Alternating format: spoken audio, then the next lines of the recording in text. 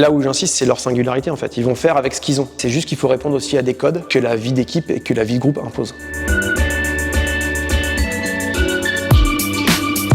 Je m'appelle Julien Deville, je suis préparateur mental, c'est-à-dire que j'accompagne la performance, que ce soit en sport, en milieu entrepreneurial ou en milieu scolaire. Et j'interviens sur l'équipe de France de natation bassin et sur l'équipe de France d'équitation concours complet et dressage. J'interviens en préparation mentale maintenant depuis 2015. C'était au début assez perturbant de se dire qu'on allait rencontrer un préparateur à la performance, parce qu'on n'est que dans la créativité, dans l'exécution, dans la production, et donc d'avoir cette approche-là qui est très très différente de nos cours habituellement. Une performance, c'est comment je vais mettre en action tous mes éléments de potentiel. Comment on va aller chercher par des ateliers, par des situations, une cohésion professionnelle, comme dans l'entreprise, dans ce qu'ils vont découvrir dans leur alternance. C'est-à-dire qu'on n'a pas besoin d'être potes pour pouvoir travailler ensemble. On apprend à comment en fait, on fonctionne aussi par rapport à l'autre, et ça permet d'être beaucoup plus à l'aise et de se comprendre, et tout est plus fluide en fait, dans la communication. Ça permet de voir un peu les différents profils, de s'organiser dans le groupe finalement, et d'avoir une vraie cohésion d'équipe et que tout le monde avance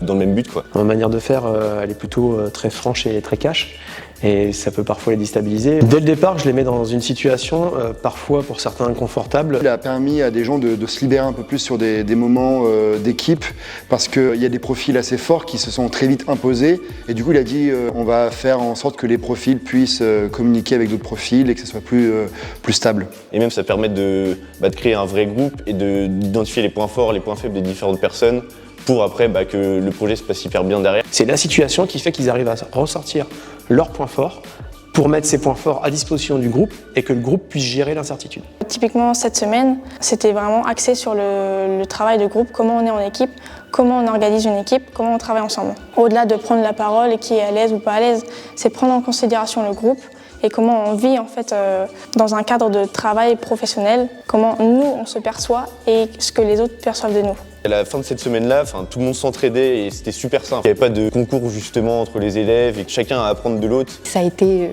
incroyable de découvrir une nouvelle approche, de prendre confiance, de pouvoir parler à l'oral et de se rendre compte qu'on n'est pas seul à avoir peur.